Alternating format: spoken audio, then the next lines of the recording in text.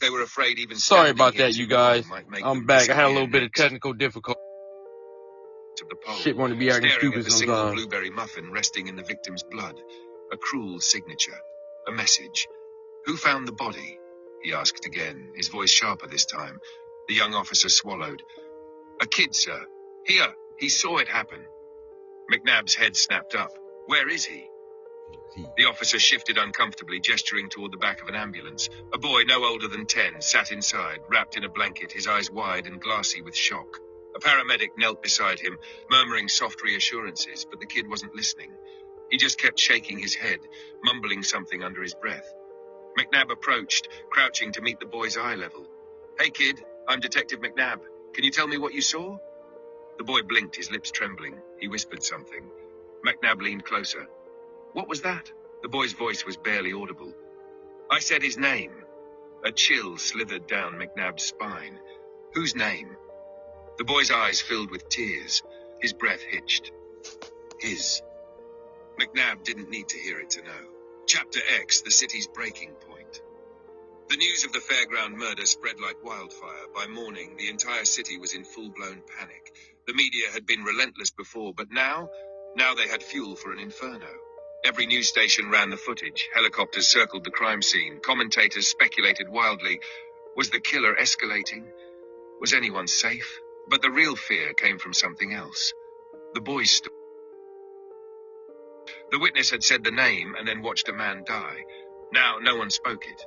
The name had always been whispered, always feared. But now it was law. Schools doubled down. Officials warned against it. A newscaster accidentally started to say it during a broadcast and immediately cut to a commercial.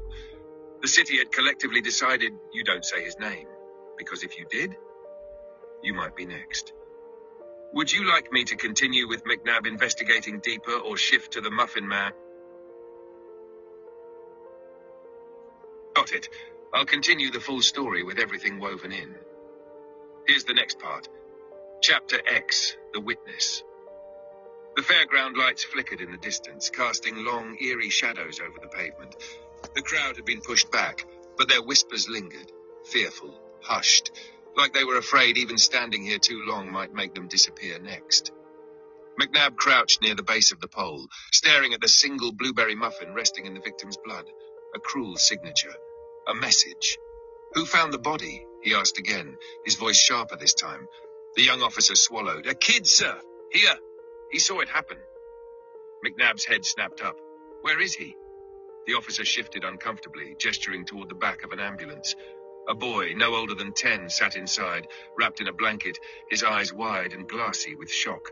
A paramedic knelt beside him, murmuring soft reassurances, but the kid wasn't listening. He just kept shaking his head, mumbling something under his breath. McNabb approached, crouching to meet the boy's eye level. Hey, kid, I'm... Sorry about that, y'all. I had wrote this story on Chapter here and it's X, messing up. watching Here the you go. fear spread.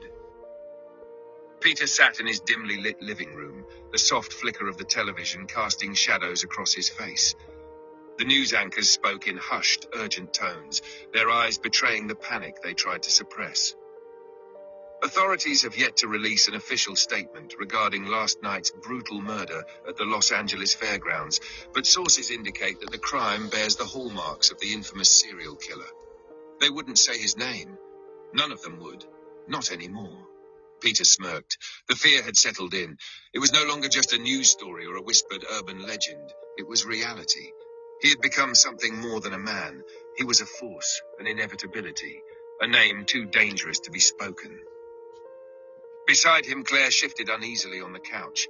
Her fingers were clenched around a half-empty mug of tea, her knuckles white. She had been quiet since the news broke, her body tense in that way that told him something was on her mind. You okay? Peter asked, his voice soft, almost affectionate. She hesitated. It's just, this city feels different now. It's like everyone is waiting for something awful to happen. Peter's smile lingered as he reached for her hand, squeezing it gently. It's just the news. They love making people scared. Claire nodded, but her unease didn't fade. She had no idea that the monster everyone feared was sitting right beside her. Chapter X, McNabb pushes back. McNabb slammed the case file shut, rubbing his temples. The fairground murder had brought his name into a new realm of power. No one would say it. Witnesses refused to speak. Even officers at the precinct flinched when McNabb mentioned it. And that was the problem. This was getting out of control. The more people feared him, the stronger he became. The media was doing half the killer's job for him, spreading his influence, turning him into something mythical. McNabb hated it.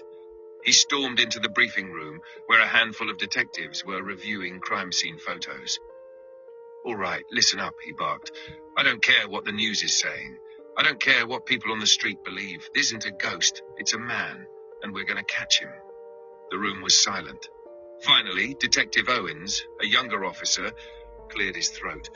"With all due respect, sir, people who say his name disappear." McNabb's patience snapped. "That's bullshit."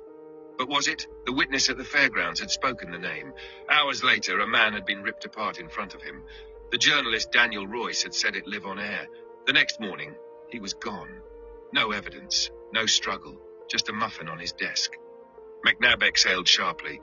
"I don't care about superstition. I want leads. I want movement. We track this bastard down before he turns the city into a goddamn ghost town." A murmur of agreement. But McNabb could see it in their eyes. They were scared. And maybe, for the first time, he was too. Chapter X, the warning. The city was already at its breaking point. Then he sent the tape. It arrived at every news station on Christmas Eve, delivered by an unmarked courier. No return address, no fingerprints. Just a simple black VHS tape with a single word written across it in neat, deliberate handwriting. Watch. Network executives debated whether to air it. Some refused, fearing what it might contain. Others argued that withholding it would only make things worse. In the end, KXLA made the decision. They played the tape, and Los Angeles screamed. Would you like me to continue into the Muffin Man's Christmas Day warning tape, or focus on McNabb and the city's reaction first?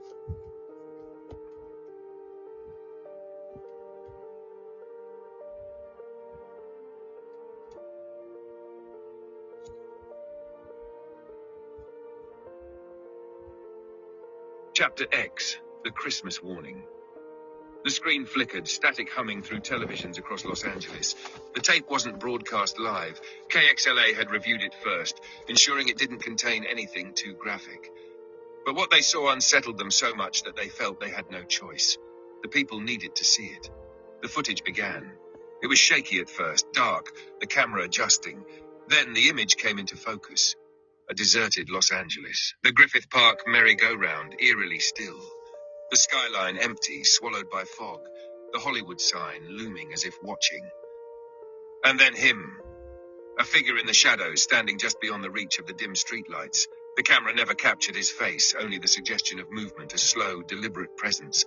A voice, low and distorted, filled the silence. "A beast I am, a beast I'm not." A pause. "Even though I don't kill on Christmas, because I might even have peace sometimes, there will be blood, and it will be fast." Then, static. The image glitched, flashed, a hand, a knife, a shadow moving behind someone who didn't know they were being watched. More static. Then, silence. The tape cut out. The screen went black. For a moment, Los Angeles was frozen. Then the screaming began. Chapter X, McNabb's breaking point. McNabb sat in his dark office as watching the tape for the third time. The cigarette in his hand had burned down to the filter, forgotten. There will be blood, and it will be fast.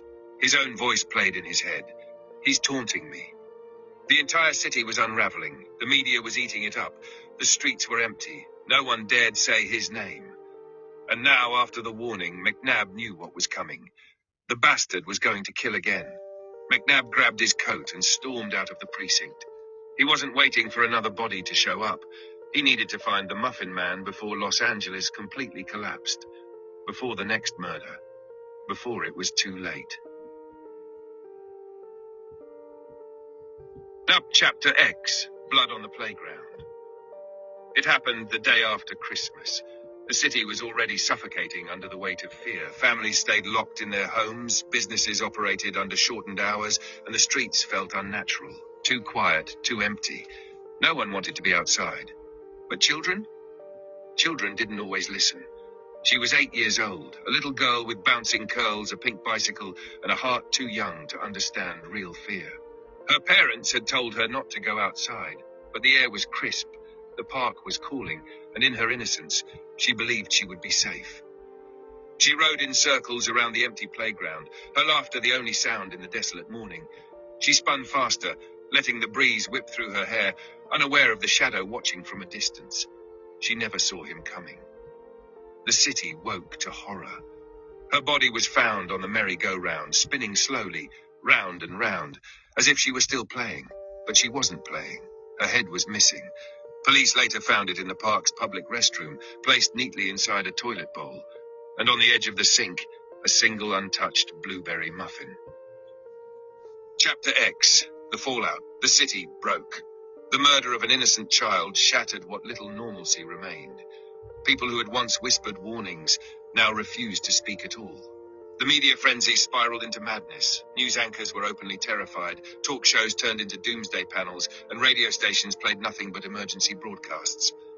The name was not just forbidden, it was erased. No one spoke it. No one wrote it.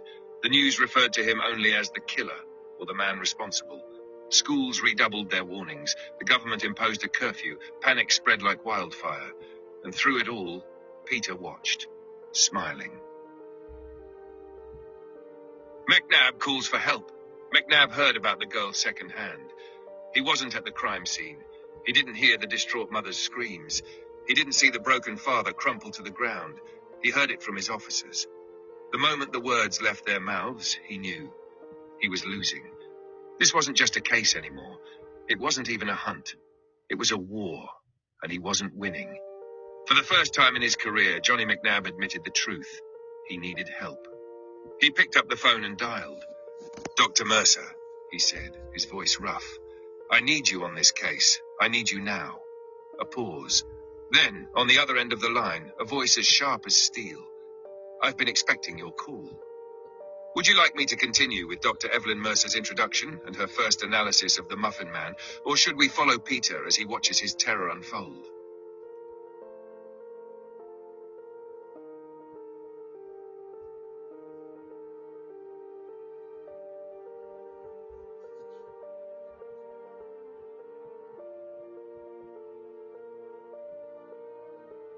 Chapter X. The Profiler. Dr. Evelyn Mercer didn't waste time with pleasantries.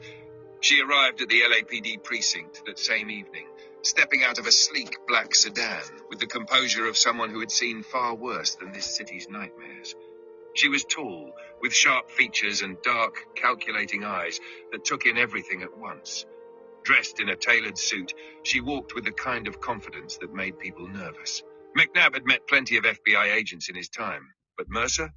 She wasn't like the others. She was colder, smarter, and maybe, just maybe, more dangerous than even she let on. She stepped into the bullpen, scanning the exhausted officers, the cluttered desks, the murder board filled with photos of victims, each one accompanied by a single muffin. Her gaze lingered on the most recent case, a little girl, the merry-go-round. She didn't flinch. "You took your time," McNabb muttered, watching her. Mercer glanced at him. "No, you took your time calling me." She turned back to the crime scene photos, pulling on a pair of black gloves before flipping through the case files. Her fingers moved swiftly, efficiently, but there was something else in the way she studied them, something hungry. McNabb exhaled, running a hand through his graying hair. "All right, profiler, tell me what you see." Mercer didn't hesitate. "He's not just a serial killer," she said. "He's an architect of fear." The room went quiet. She continued, her voice smooth and deliberate. "Most serial killers operate in shadows. They thrive on secrecy, on staying hidden. But this one, he wants to be seen. He wants to be spoken about. That's why he doesn't just kill. He orchestrates fear. He's using the media. He's controlling the public. Every move he makes fuels the hysteria. The moment people stopped saying his name." She tapped one of the reports. "That's when he won." McNabb crossed his arms. "You're saying we already lost?" Mercer turned to him, her dark eyes gleaming. "I'm saying you've been playing checkers while he's been playing chess." McNabb gritted his teeth. "Then tell me how we beat him." She stopped playing by his rules. Chapter X. The game changes. By the next morning, the entire investigation had shifted. Mercer wasted no time. She overturned every assumption, ripped apart every dead-end lead, and started from scratch. She brought in behavioral analysis teams, forensic linguists, and cybercrime specialists. She combed through every piece of the Muffin Man's history, searching for patterns even McNabb had missed. And then she found something small, a single overlooked detail. McNabb frowned as she placed a file in front of him. "What am I looking at?" "Flower," Mercer said simply. McNabb blinked. "Flower?" She nodded. Chapter X, The Profiler. Dr. Evelyn Mercer didn't waste time with pleasantries. She arrived at the LAPD precinct that same evening, stepping out of a sleek black sedan with the composure of someone who had seen far worse than this city's nightmares. She was tall, with sharp features and dark, calculating eyes that took in everything at once. Dressed in a tailored suit, she walked with the kind of confidence that made people nervous. McNabb had met plenty of FBI agents in his time, but Mercer? She wasn't like the others. She was colder, smarter, and maybe, just maybe, more dangerous than even she let on. She stepped into the bullpen, scanning the exhausted officers, the cluttered desks, the murder board filled with photos of victims, each one accompanied by a single muffin. Her gaze lingered on the most recent case. The little girl, the merry-go-round. She didn't flinch. "You took your time," McNabb muttered, watching her. Mercer glanced at him. "No, you took your time calling me." She turned back to the crime scene photos, pulling on a pair of black gloves before flipping through the case files. Her fingers moved swiftly, efficiently, but there was something else in the way she studied them. Something hungry. McNabb exhaled, running a hand through his graying hair. "All right, profiler, tell me what you see." Mercer didn't hesitate. "He's not just a serial killer," she said. "He's an architect of fear." The room went quiet. She continued, her voice smooth and deliberate. "Most serial killers operate in shadows. They thrive on secrecy, on staying hidden. But this one, he wants to be seen. He wants to be spoken about. That's why he doesn't just kill. He orchestrates fear. He's using the media. He's controlling the public. Every move he makes fuels the hysteria. The moment people stopped saying his name, she tapped one of the reports.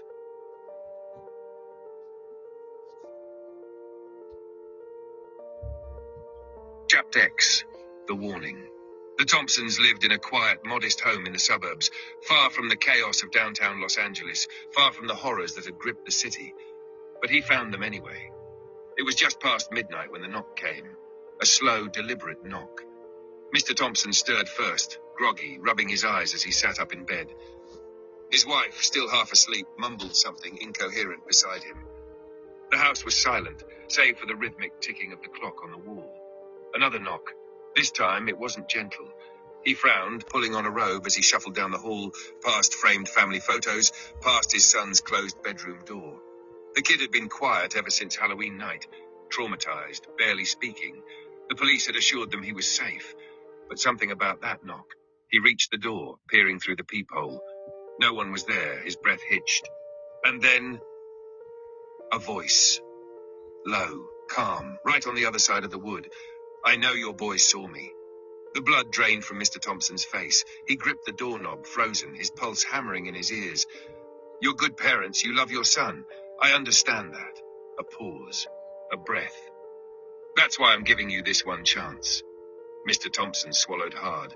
"Please, don't." Silence. "Your boy says my name again and you'll wake up to find a muffin on his pillow." The floor beneath him seemed to vanish. Then, nothing. No more words. No more sound. He waited, heart pounding, until he finally found the courage to open the door. The porch was empty. The street was still. But on the welcome mat, resting neatly in the moonlight, a single, perfect blueberry muffin. Chapter X, A Killer at Home. The glow of the television flickered across the living room walls, the only light in the otherwise dim space. Peter sat on the couch, one arm draped casually over the backrest, a glass of red wine in his other hand. Beside him, Claire curled up with her legs tucked beneath her, staring at the screen with wide, unsettled eyes. Breaking news tonight. Another brutal killing sends shockwaves through Los Angeles. The Halloween murder at the city fairgrounds has left authorities baffled and the public terrified. Officials refuse to comment on whether this is the work of The anchor hesitated. She wouldn't say the name. Peter smirked. Claire shuddered. "I just don't understand. Why would someone do something so horrible?" Peter took a slow sip of his wine, savoring the moment. Some people just enjoy watching others suffer. Claire turned to him, frowning. That's sick. Yeah, Peter said, setting his glass down. It is. The broadcast continued. Witnesses claim a young boy saw the killer moments before the attack. Police have yet to release further details, but the child's identity remains undisclosed for his protection. Peter's fingers tightened slightly against the couch cushion. Claire sighed. That poor kid, I can't even imagine. Peter exhaled softly, forcing himself to relax. He let out a small chuckle. Kids have big imaginations. He probably didn't see anything. Claire shook her head. I don't know. He sounded scared. Peter watched the reflection of the television in her eyes, the way the light flickered across her delicate features. Fear spreads easily, he murmured. You just have to give people a reason to believe in it. The news anchor continued, her voice tense. Detective Johnny McNabb has vowed to bring the killer to justice, but with fear gripping the city, many wonder, how do you stop a man no one can name? Peter chuckled under his breath. Claire glanced at him. What's so funny? He shook his head, smiling. Nothing. But inside, he was already thinking about his next move. Would you like the next scene to follow McNabb's reaction to the broadcast, or the Muffin Man deciding his next target? Chapter X, the warning before Christmas. It was Monday Night Football, Packers versus Vikings. Lambeau Field was electric. Snow flurries danced under the stadium lights. Breath curled in the frozen air, and the game was a battle of inches. Millions of viewers across the country were watching, glued to their screens as the third quarter wound down, and then the screen glitched. The sound stuttered. The vibrant green of the field warped, pixelated. The commentators' voices cut out mid-sentence, replaced by a hollow, droning hum. The stadium crowd went eerily silent. Then, darkness. For several agonizing seconds, every television broadcasting the game showed nothing but black. Then the image flickered back, but it wasn't football anymore. The Christmas warning. The screen showed Los Angeles, but it wasn't the city people recognized. It was empty, hollow. The streets were deserted, the buildings cold and lifeless under the dim streetlights. The camera moved like something alive, jittery and unnatural, like a nightmare crawling through static. A Christmas tree stood alone in an abandoned plaza. The lights flickered erratically, casting strange shadows. Ornaments dangled, swaying slightly, as if disturbed by something unseen. Beneath it, neatly arranged presents. The camera zoomed in slowly. The boxes weren't wrapped in cheerful paper. They were wrapped in skin. Then, a voice. Deep, distorted, crawling through the speakers in a slow, deliberate drawl. 10 days. A glitch. The image cut, flashing between static and fragments of horror. A woman sobbing, bound to a chair. An empty cradle rocking slowly. A child's mitten lying in a pool of something dark. The camera lurched again, panning across a silent street. A street lamp flickered, revealing something sitting beneath it. A single muffin resting on the sidewalk. Then, footsteps. Slow, measured, getting closer. The audio distorted, the hum growing deeper. Chapter X, the warning before Christmas. It was Monday Night Football. Packers versus Vikings. Lambeau Field was electric. Snow flurries danced under the stadium lights. Breath curled in the frozen air, and the game was a battle of inches. Millions of viewers across the country were watching, glued to their screens as the third quarter wound down. And then the screen glitched. The sound stuttered. The vibrant green of the field warped, pixelated. The commentators' voices cut out mid-sentence, replaced by a hollow, droning hum. The stadium crowd went eerily silent. Then darkness. For several agonizing seconds, every television broadcasting the game showed nothing but black. Then the image flickered back, but it wasn't. Lush chapters, the bottle and the madness. McNabb didn't remember the drive home. One moment, he was in the precinct, surrounded by officers who had no idea what to say. The next, he was unlocking the door to his apartment, stepping into the silence like a man walking into his own grave. The TV was still on. The game had resumed, but it didn't matter. Nothing mattered.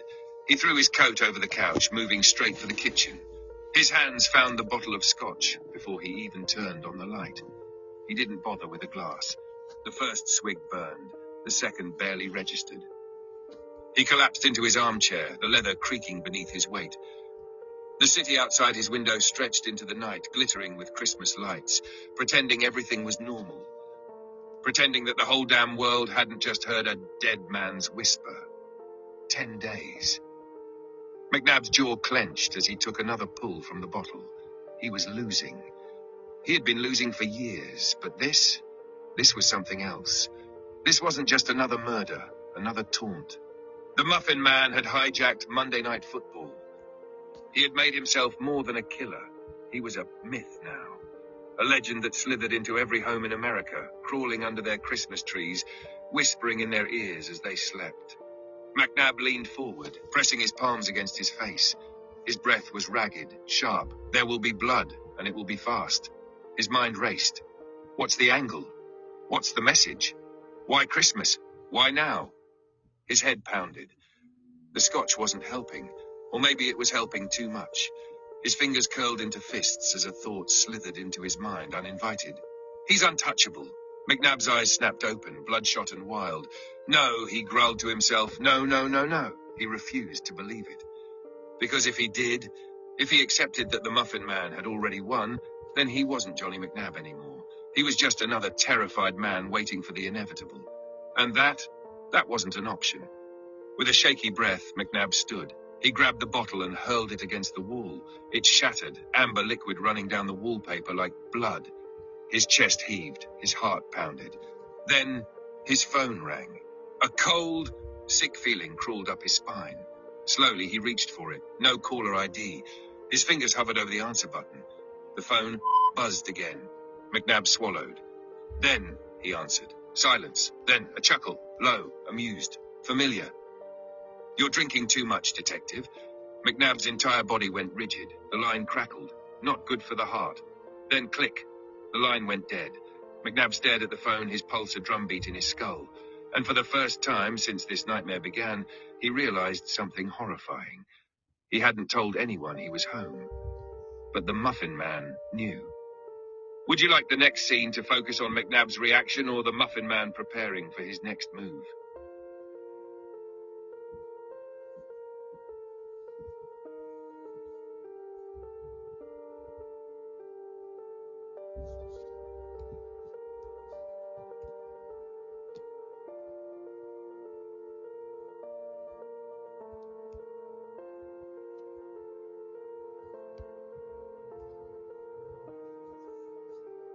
She be wanting to read sometimes, and sometimes it fucking don't. That's all it is, y'all.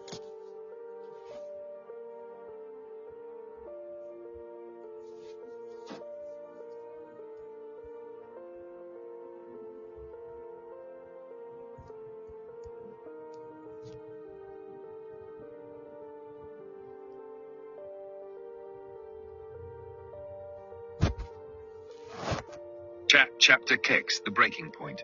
McNabb set the phone down. Not gently, not carefully. He slammed it onto his desk, the receiver bouncing against the wood before settling. His hands curled into fists, his breath coming in sharp, uneven pulls. A child, 8 years old, her head in a toilet. The room felt smaller, tighter. He could still hear Sandoval's voice echoing in his skull, the words grinding against his bones. Sir, he's not hiding anymore. He's making it a show. McNabb grabbed his coat, ignoring the sideways glances from other detectives as he stormed out of the precinct. He wasn't waiting for another briefing. He wasn't sitting around, letting the goddamn news turn this into another spectacle. He needed action. He needed to move. The lead. McNabb drove straight to the crime lab. Sandoval had mentioned something before, flour, a specific kind, rare, imported. He had brushed it off at first, but now it was the only thing that mattered. He pushed through the lab doors, his presence commanding enough that the forensic techs barely had time to react. Where's the supplier list? He barked. A nervous-looking lab tech, young, maybe late 20s, fumbled with a clipboard. Detective, we just finished running it. There are only 3 places in LA that use this blend.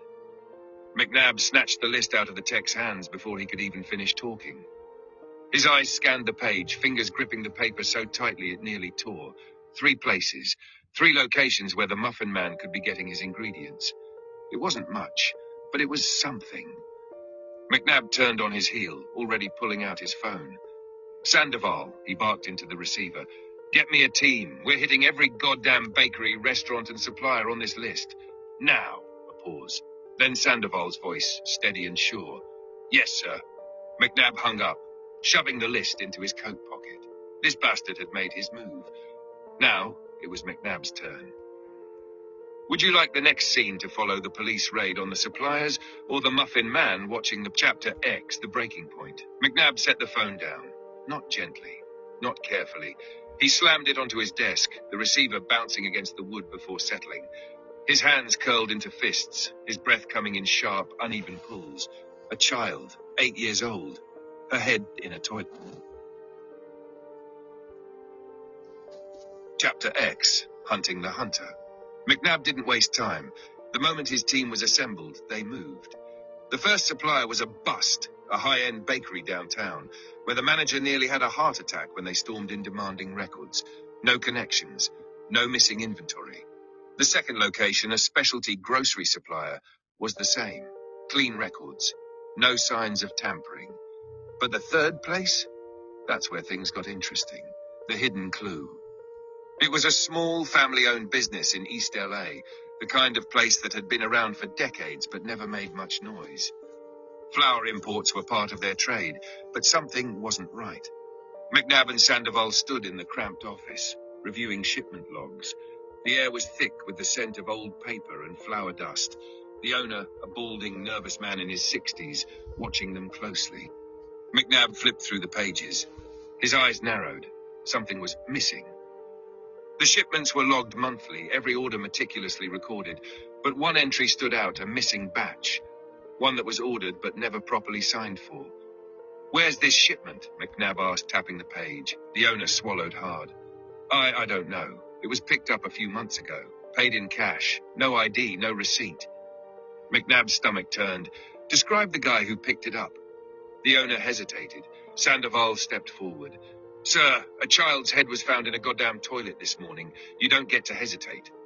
The man paled. I don't remember much. He was quiet, real polite. But his eyes, he shuddered. His eyes didn't match his smile. McNabb and Sandoval exchanged a glance. They were Klim. Does this place have security cameras? McNabb demanded. The owner nodded slowly. Yeah, but the footage only goes back 3 months. If he came before that. McNabb slammed a hand on the desk. Then we pray he came back. The owner led them to a dusty back office where an outdated surveillance system hummed quietly. The screen was grainy, flickering between feeds of the storefront and storage area.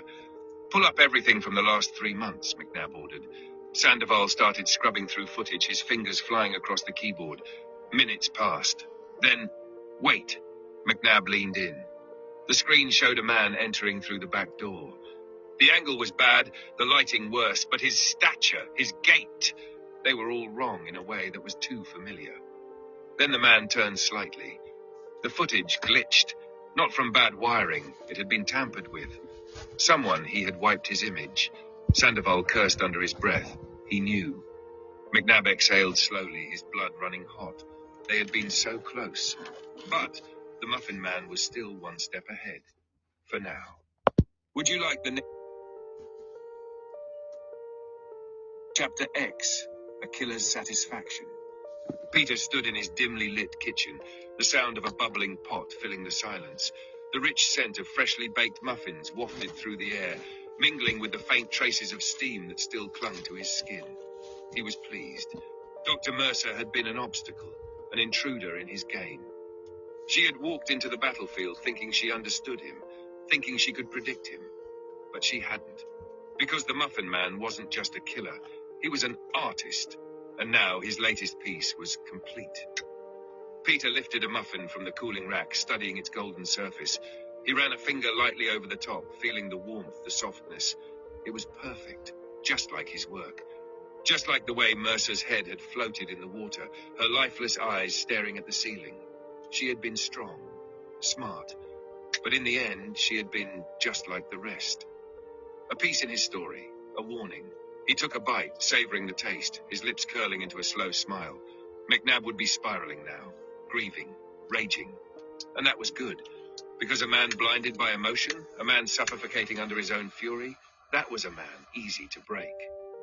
Peter licked a crumb from his thumb, then reached for the remote. The news was already covering it. FBI profiler found murdered in grisly scene. They wouldn't say his name, but they didn't need to. The fear in their eyes, the tremble in their voices, it was enough. He leaned back in his chair, watching the city unravel. And then he laughed. A soft, satisfied chuckle, drowned out by the screams echoing through Los. Would you like to continue with McNabb's next move, or the Muffin Man planning chapter The Call? McNabb sat in his office, the bottle of scotch untouched on his desk. He hadn't slept, hadn't eaten, hadn't left since the crime scene. Mercer's face was burned into his mind, the steam curling from the bathtub. Her head staring, accusing. The note, "You should have called sooner." His hands clenched into fists. Then his phone rang. McNabb's stomach twisted, no caller ID. He let it ring twice, 3 times. Then slowly, he picked up. He didn't speak. For a moment there was silence, a long, lingering pause. Then, a chuckle. Soft, amused, too familiar, Johnny. McNabb's jaw tightened. "Say my name out loud, you son of a bitch." Another chuckle. Now, we both know you can't do that." McNabb's grip tightened on the phone. "You think this is funny? I think you're drowning." McNabb's breath came sharp through his nose. "Mercer was a good one," Peter continued, voice smooth, almost casual. "She fought, but not hard enough." McNabb slammed his fist on the desk. "I'm going to put you down. You hear me? I swear to what, Johnny?" Peter interrupted, voice still calm. "Swear to catch me? You had 15 years. You had an entire FBI profiler in your pocket, and yet here we are." Silence. "You lose." McNabb swallowed hard, rage twisting inside him like a blade. "Not yet." A pause. Then Peter's voice dropped lower. "Tick-tock, detective." Click. The line went dead. McNabb sat frozen, gripping the phone so tightly his knuckles turned white. Then he threw it across the room. It shattered against the wall, pieces clattering to the floor. McNabb sat in the wreckage of his office, breathing hard. Tick-tock. He was running out of time. And the Muffin Man knew it. Would you like to continue with McNabb's next move, or the Muffin Man preparing his next kill?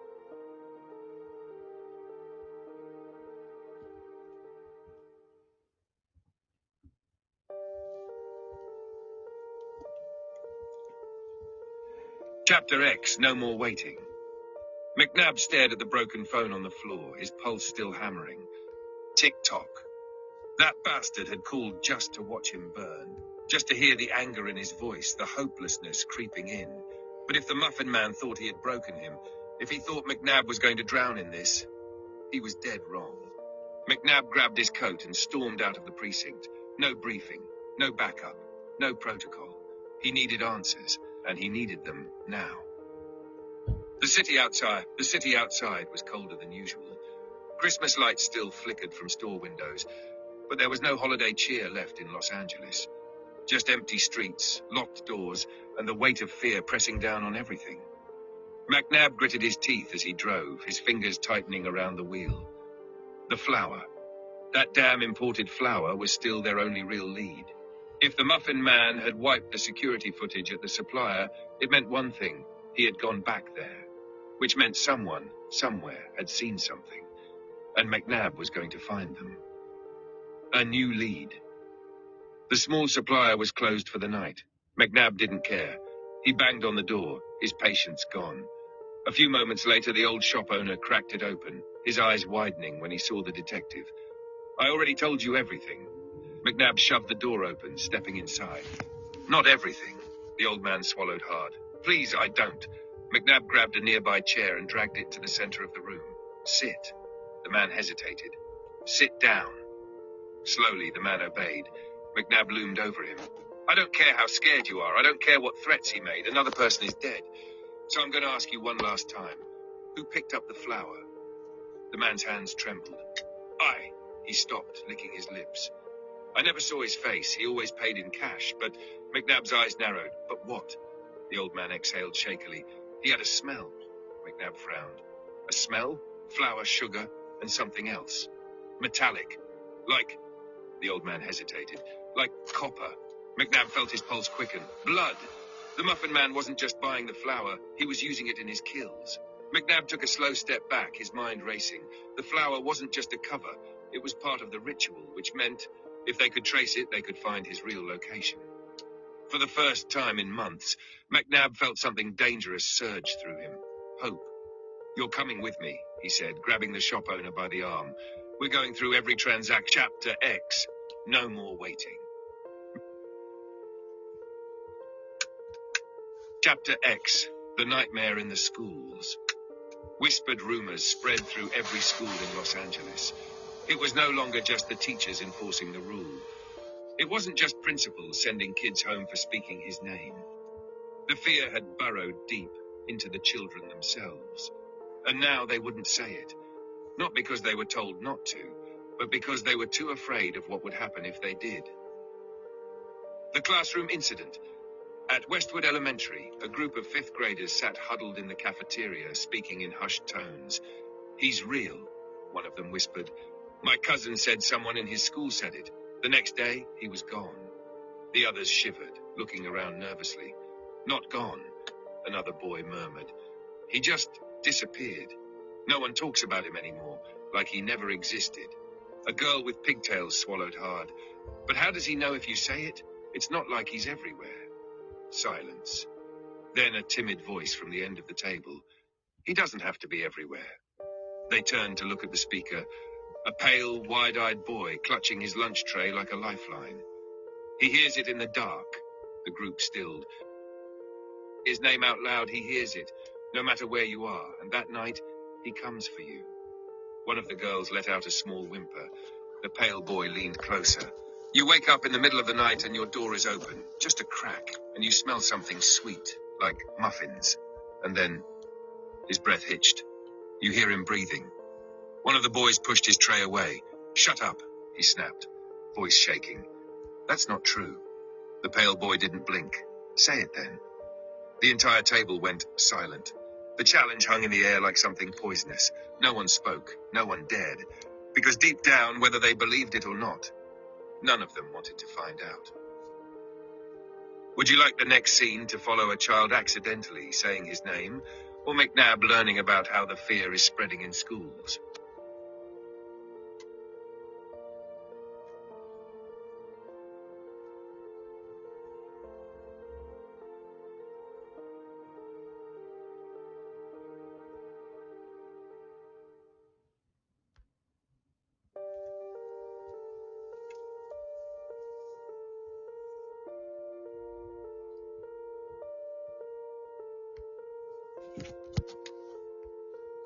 Sorry about the delay, you guys. Things acting up again. If I write stories and put them on here, they don't be reading it right sometimes.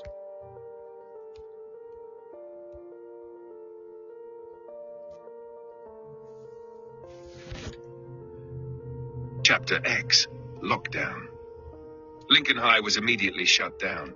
Students arriving for morning classes were turned away at the gates, their parents gripping their arms, shielding their eyes from the police tape stretched across the entrance.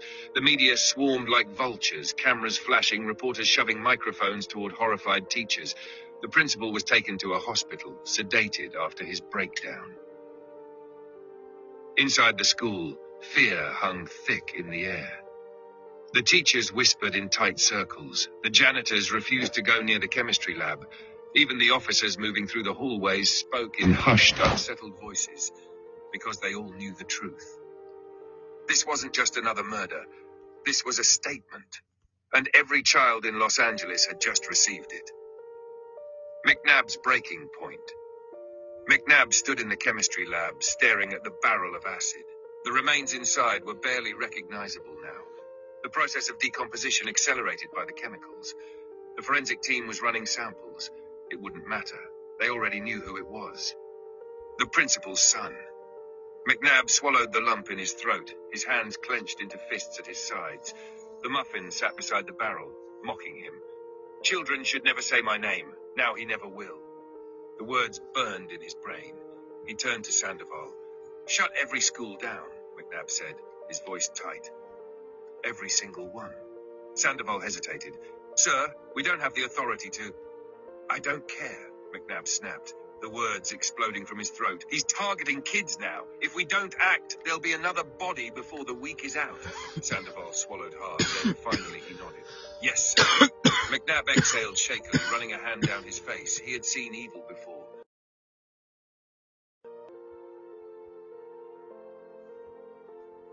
This was something else. The fear spreads. By nightfall, the entire Los Angeles school system was in chaos. Parents refused to send their kids to class. Students who had once whispered the Muffin Man's name in secret now refused to speak at all. The city was silent. A new rule was passed. No student was allowed to say his name. Not in school, not in public, not anywhere. It was now official policy. They disappeared. And the next morning, another Muffin would be waiting. Would you like to continue with McNabb trying to track the Muffin?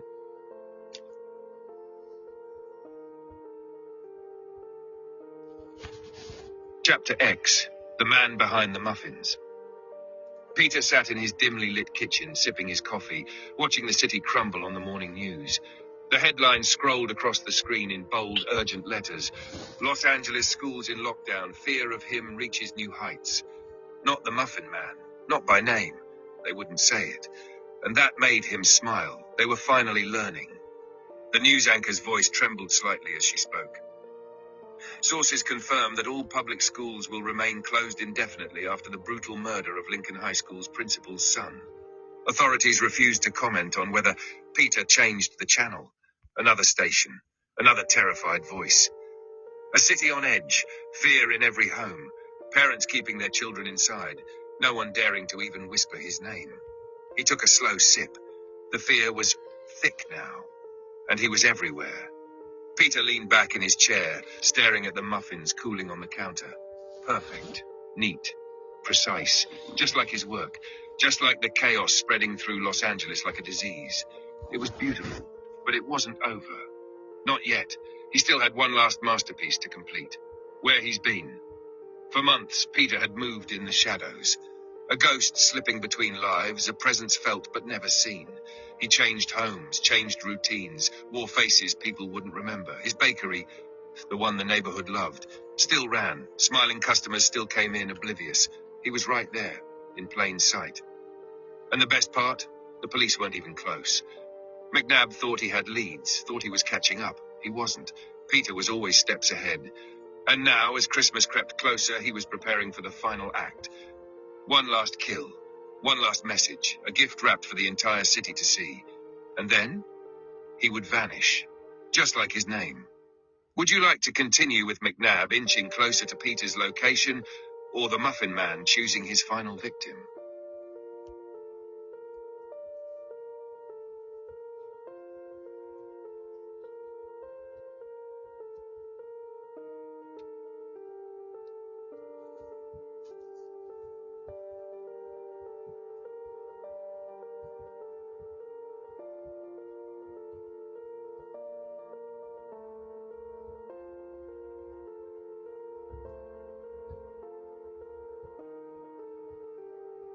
Part 3. The Imitator. The first body wasn't an accident. McNabb knew that the moment he arrived at Griffith Park, staring at the corpse slumped against a tree. It was too precise, too intentional. The jogger's throat had been slit cleanly. No signs of a struggle, no hesitation. And beside him, placed carefully on a patch of damp grass, a blueberry muffin. McNabb felt something tighten in his chest. For months he had forced himself to believe it was over. That Peter was dead, that the nightmare had finally ended. But this was something else. Sandoval stood beside him, flipping through his notepad. No witnesses, he muttered. Body was found early this morning. Whoever did this wanted it to be discovered fast. McNabb exhaled sharply. This isn't him.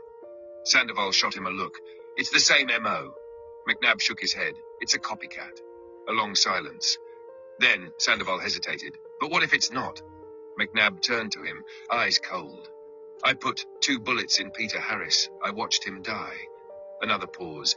Then Sandoval murmured, Yeah, but you never said his name, did you? McNabb's jaw tightened, because deep down, a small part of him wasn't sure anymore. The investigation begins. The autopsy report confirmed it. This wasn't Peter's work. The cut was too clean, the signature too rehearsed. The muffin, factory-made, not homemade.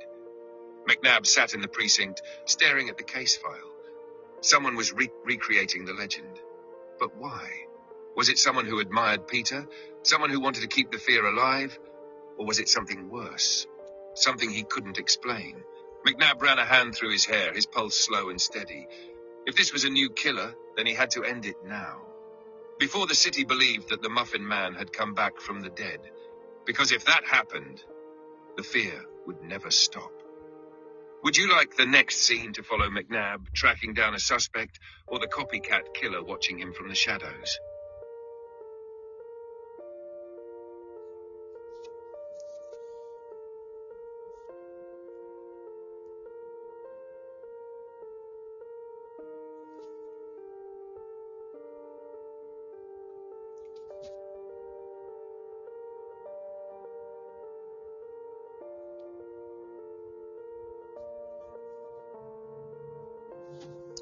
I hope y'all enjoyed it.